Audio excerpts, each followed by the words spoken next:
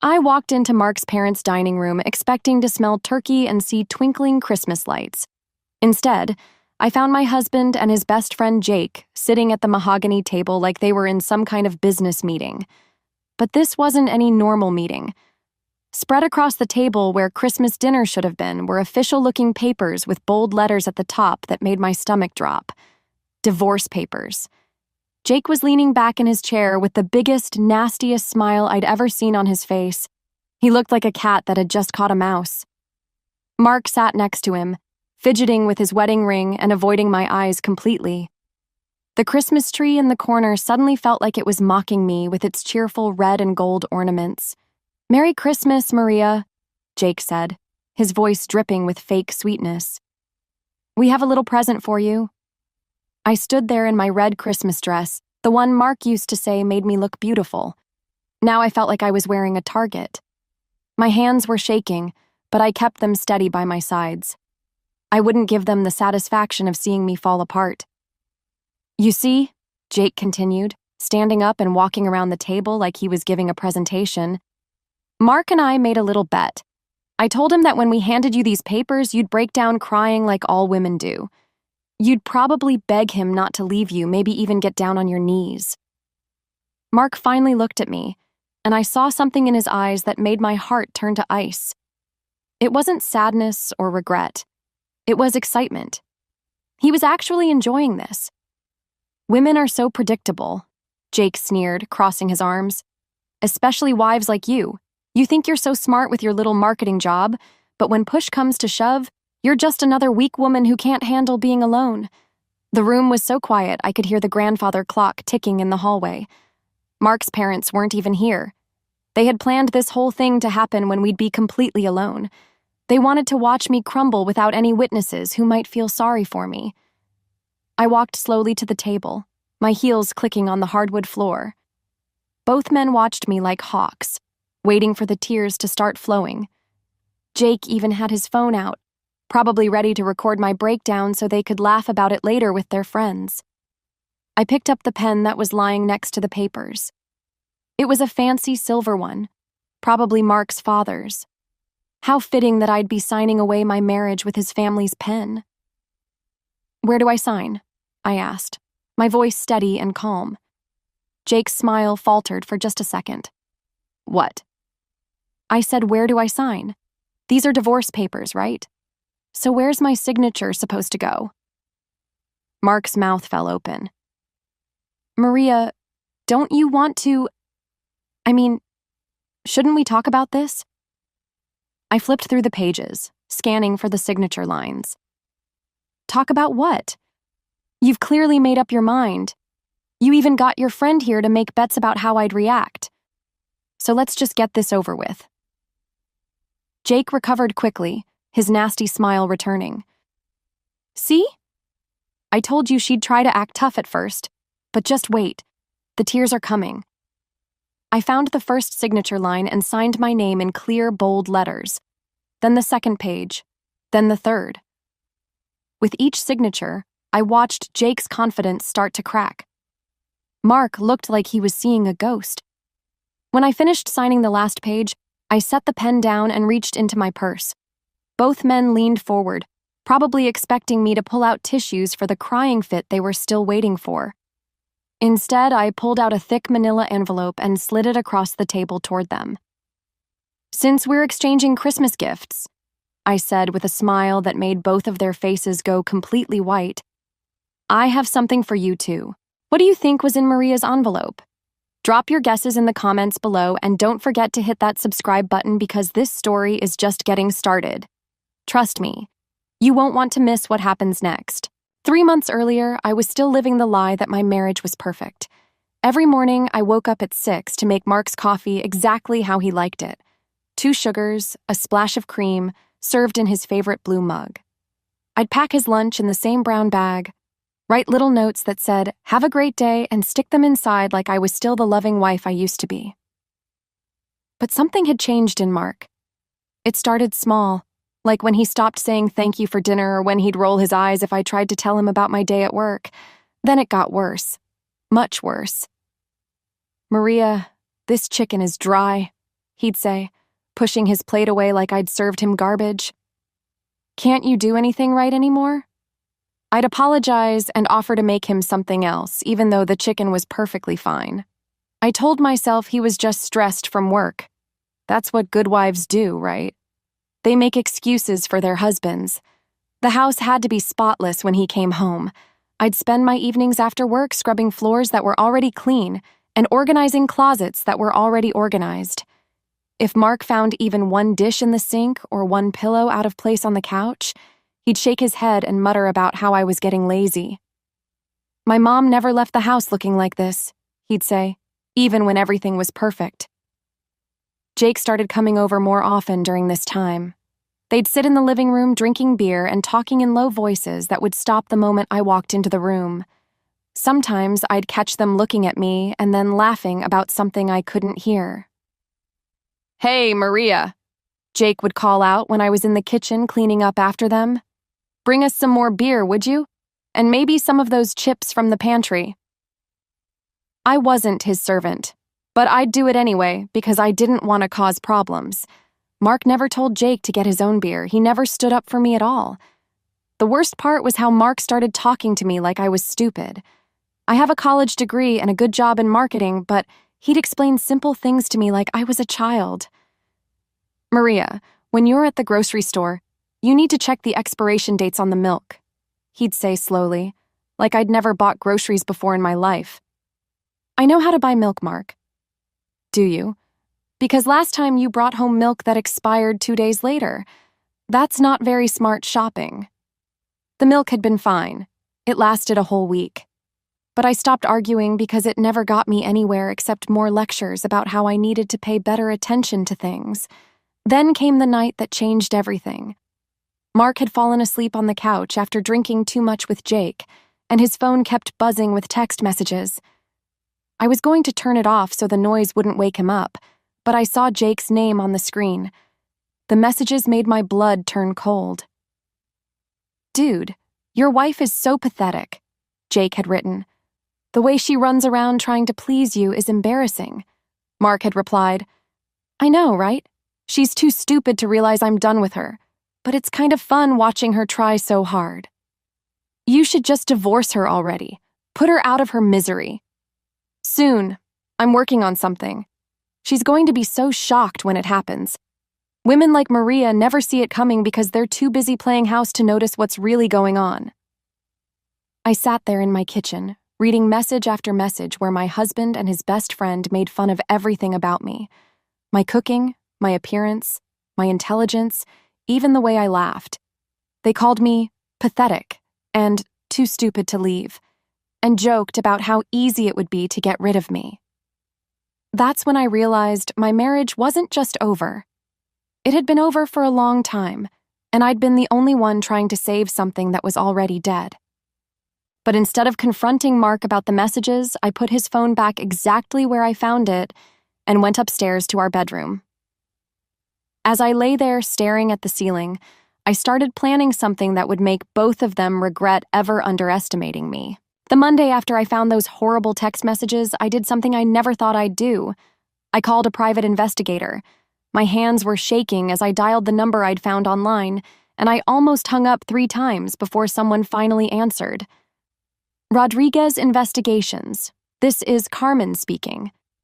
"Hi, I think I need help," I whispered into the phone, even though Mark was at work and couldn't hear me. Carmen Rodriguez turned out to be exactly what I needed. She was a former police detective who specialized in cheating spouses and financial crimes. When I met her at a small coffee shop downtown, she looked like someone's grandmother, but her eyes were sharp and serious. "Tell me everything," she said, pulling out a small notebook. I explained about the text messages, about how Mark had been treating me, and about my suspicions that something bigger was going on. Carmen listened without judging me, taking notes and asking questions that made me realize I'd been ignoring red flags for months. "Your husband has been staying out late more often?" she asked. "Yes, almost every night. He says he's with Jake, but they're always vague about where they go." "And you mentioned money issues?" That's when I told her about the credit card bills I'd been finding. Charges for expensive dinners at restaurants I'd never been to, hotel rooms in our own city, and cash advances that Mark claimed were for business expenses. When I asked him about them, he'd get angry and tell me to stop questioning his spending. "I handle the money in this family, Maria," he'd snap. "You don't need to worry about things you don't understand." But I did understand. I understood that money was disappearing from our accounts faster than Mark's salary could replace it. I understood that he was lying to me about where he was going and what he was doing. I just didn't know how bad it really was. Carmen's investigation started immediately. She followed Mark and Jake for 2 weeks, taking pictures and recording their activities. What she discovered was so much worse than just an affair or even emotional abuse. Mark and Jake were running a scam. They'd been targeting elderly people at coffee shops and community centers, convincing them to invest in fake companies that promised huge returns. They'd show these poor people official-looking documents and websites that Jake had created, making everything look legitimate. "Your husband and his friend have stolen over $200,000 from at least 15 different victims," Carmen told me when we met again. "Most of these people are retired and living on fixed incomes. They've lost their life savings." I felt sick to my stomach. The man I'd been married to for 8 years was a criminal. He was stealing from grandparents and elderly couples who trusted him because he looked respectable in his business suits. But that wasn't even the worst part. Carmen had also discovered that Mark was planning to divorce me and disappear with all the stolen money. He'd been moving our joint savings into accounts I didn't know about, slowly draining everything we'd built together: the house, the car, even my grandmother's jewelry that I'd inherited. He was planning to take it all. "There's more," Carmen said, sliding a folder across the table. "Your husband has been telling people that you're mentally unstable. He's been setting up a story that you're having a breakdown so that when he divorces you, no one will believe anything you say about his crimes." Inside the folder were printed emails between Mark and Jake, where they discussed their plan in detail. They were going to serve me divorce papers and record my reaction, then use the video to show everyone how crazy I was. They thought if I looked unstable enough, no one would listen if I tried to expose their scam. "He's been planning this for months," Carmen explained. "The goal is to leave you with nothing while he and Jake disappear with all the stolen money. They've already picked out a place in Mexico where they plan to live." I sat there staring at the evidence, feeling like my whole world had collapsed. But underneath the shock and hurt, something else was growing. Something that felt like fire in my chest. If Mark wanted to play games, I was going to show him what a real player looked like. While Mark thought I was just a housewife who happened to have a little marketing job, I was actually building something that would change my life forever. It started 6 months earlier when my sister Emma called me with an idea that seemed crazy at the time. "Maria, you're wasting your talents working for someone else," Emma had said during one of our weekly coffee dates. "You know more about marketing than most people with fancy degrees. Why don't you start your own business?" I'd laughed it off at first. With what money? Mark handles all our finances and he'd never agree to me starting a company. "Then don't tell him," Emma said simply. "At least not yet. Start small, work from home, and see what happens." That's how I met David Chen, a web developer who was looking for a marketing partner.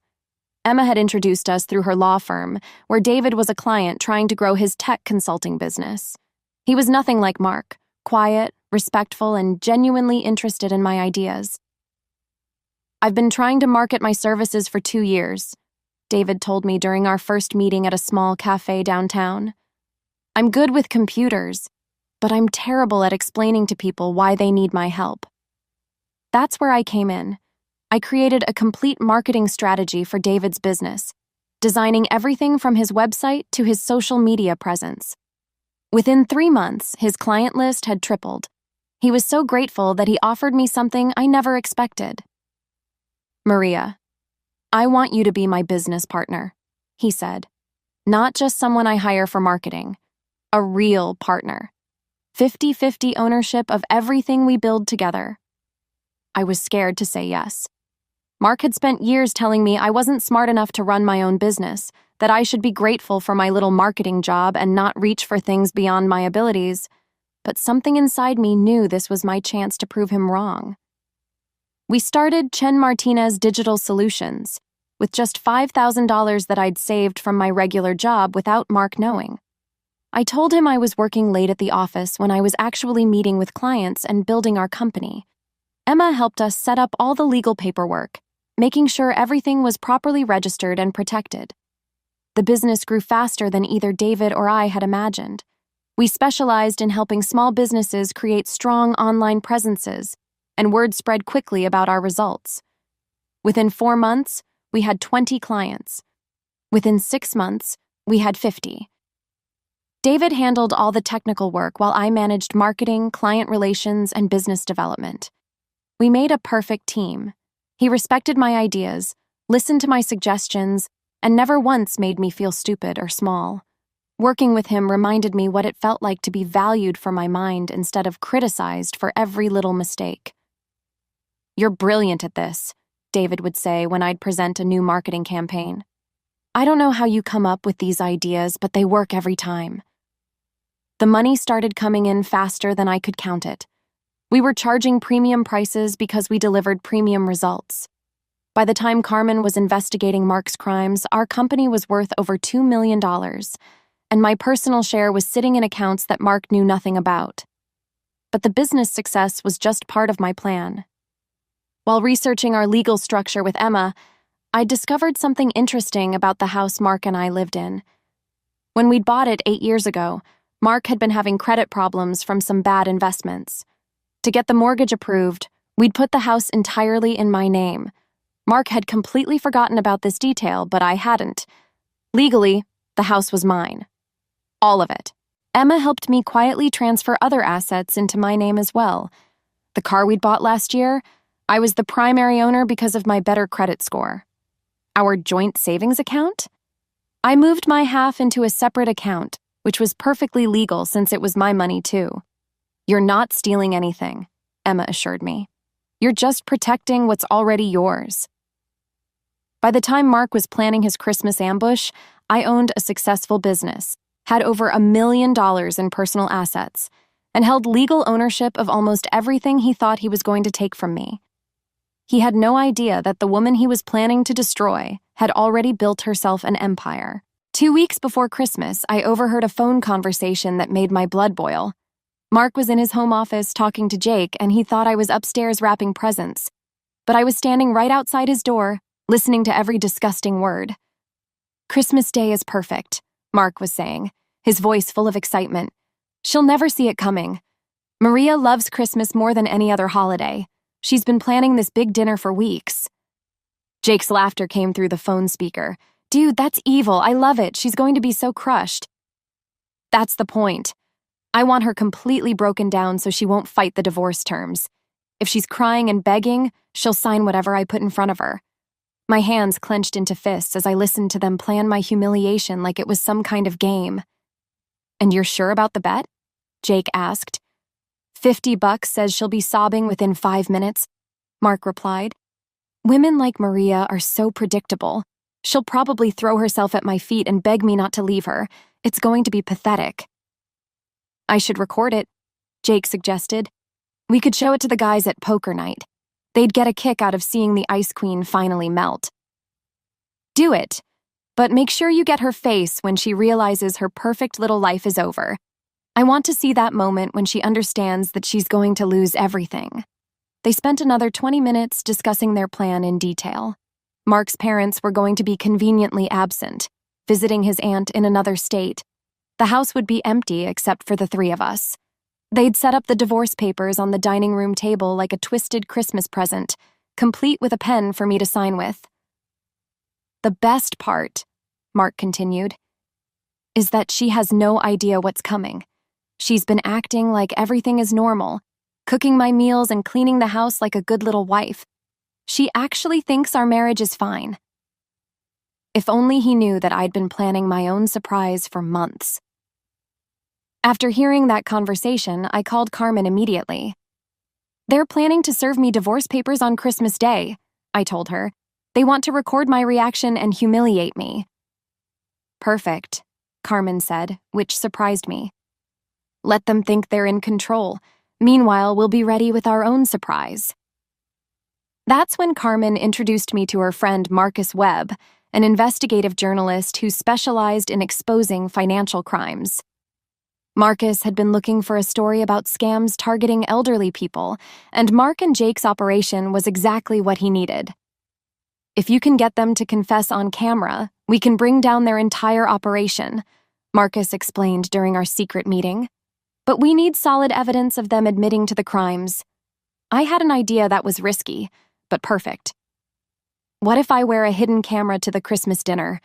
They're planning to record me anyway, so they won't be suspicious of any recording equipment in the room. Carmen loved the plan. She gave me a tiny camera that looked like a button on my dress and a small recording device that would capture everything they said. The plan was simple. Let them serve me the divorce papers, sign them calmly to throw them off guard, and then present them with my own surprise. But my surprise wasn't just going to be evidence of their crimes. Emma had been working overtime to prepare something special. Divorce papers of my own that would give me everything and leave Mark with nothing but his debts and legal troubles. Since the house is in your name and you can prove he's been stealing from joint accounts, you have grounds to claim everything, Emma explained. Plus, once his criminal activity comes to light, no judge will side with him. I spent the week before Christmas acting like nothing had changed. I bought Mark expensive presents, planned the perfect Christmas dinner menu, and even hummed Christmas carols while decorating the house. He had no idea that every smile I gave him was part of my plan. The night before Christmas, as I lay in bed next to my soon-to-be ex-husband, I felt something I hadn't felt in months. Excitement. Tomorrow, Mark and Jake thought they were going to destroy me. Instead, I was going to destroy them. Mark and Jake stared at the manila envelope like it might explode. The confident smirks they'd worn just moments before had completely disappeared from their faces. Mark's hand was shaking as he reached for the envelope, and Jake had gone so pale I thought he might faint. "What is this?" Mark asked, his voice barely above a whisper. "Open it and find out," I said, settling back in my chair like I was about to watch my favorite movie. "Consider it my Christmas gift to both of you." Jake tried to get his cocky attitude back. "Whatever game you're playing, Maria, it's not going to work. You just signed divorce papers. You have no power here." I laughed, and the sound made both men jump. "No power? That's interesting. Mark, why don't you tell Jake about our house? You know, the one that's entirely in my name because of your credit problems 8 years ago?" Mark's face went white. He'd completely forgotten about that detail, just like I knew he would. "That's impossible," Jake said, but his voice wasn't confident anymore. "Open the envelope," I repeated. "Trust me, you're going to want to see what's inside." Mark's hands were trembling as he tore open the envelope and pulled out the contents. The first thing he saw was a stack of photographs. His mouth fell open as he flipped through them. Pictures of him and Jake meeting with elderly people. Pictures of them at the bank depositing checks. Pictures of them celebrating at expensive restaurants with money they'd stolen. "Where did you get these?" Mark demanded. "Keep looking," I said calmly. "There's more." The next item was a thick folder full of printed documents. Bank records showing exactly how much money they'd stolen and where it had gone. Copies of the fake investment documents they'd used to trick their victims. Screenshots of text messages between them discussing their crimes and laughing about the people they'd hurt. Jake grabbed the folder from Mark's hands, his eyes getting wider with each page he read. "This is... How did you..." "I hired a private investigator 2 months ago," I explained. "Carmen Rodriguez. Former police detective, very good at her job. She's been following you both and documenting everything you've done." But I wasn't finished. I pulled out my phone and showed them the recording app that had been running the entire time. "I've also been recording this whole conversation, including the part where you admitted to making bets about my reaction and planning to humiliate me. And Jake, remember when you said women are predictable? That's going to sound really interesting to the FBI." Mark looked like he was going to be sick. "FBI? Oh, yes. They're very interested in your little investment scam. Stealing money from elderly people is a federal crime, Mark. You and Jake are looking at serious prison time. I reached into the envelope and pulled out one more document, a thick stack of papers with official letterhead. These are divorce papers, too, I said, sliding them across the table. But these are the ones that actually matter. The ones I had my lawyer sister prepare. Since our house is in my name, and since you've been stealing from our joint accounts to fund your criminal activities, I get to keep everything.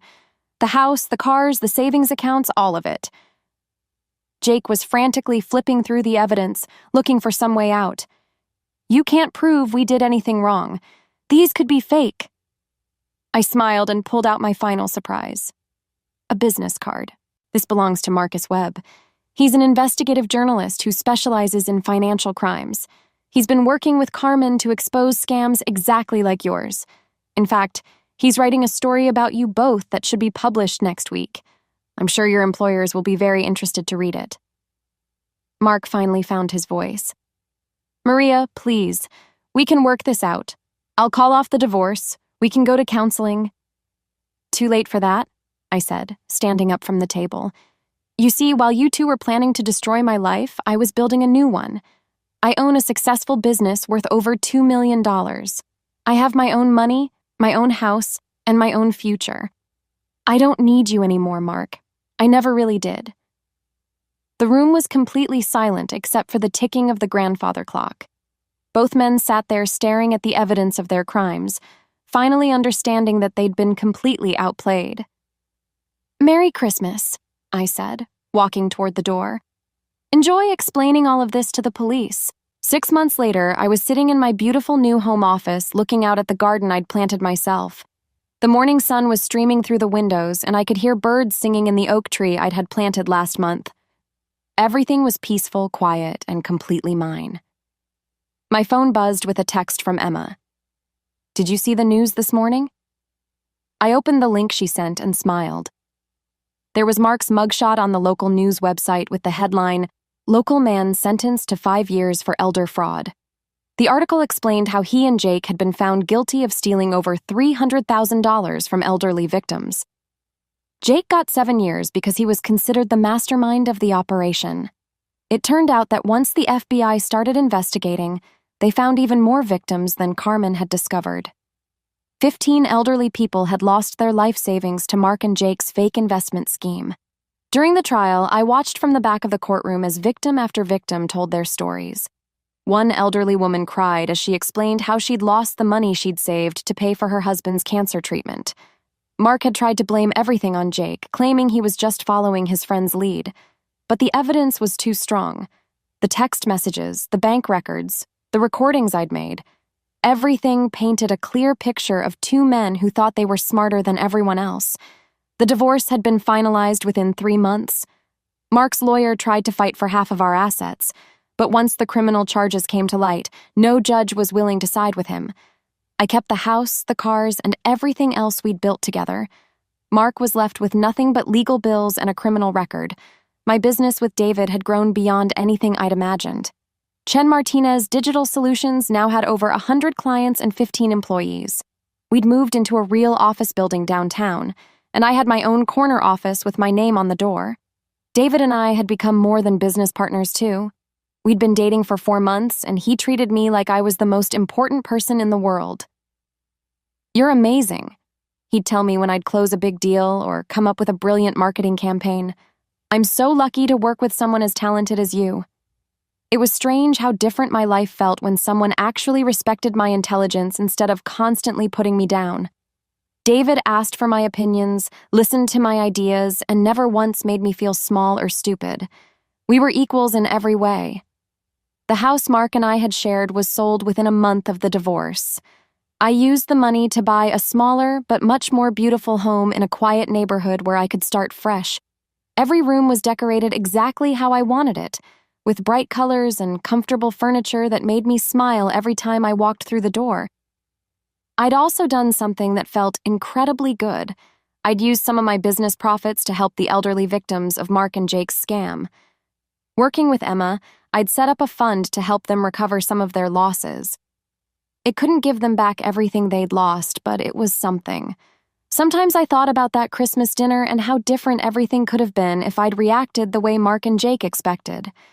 If I'd cried and begged, if I'd signed their papers without fighting back, I'd probably be living in some tiny apartment right now, struggling to pay bills while they lived it up in Mexico with stolen money. Instead, I was successful, independent, and genuinely happy for the first time in years. The best part was that I'd learned something important about myself.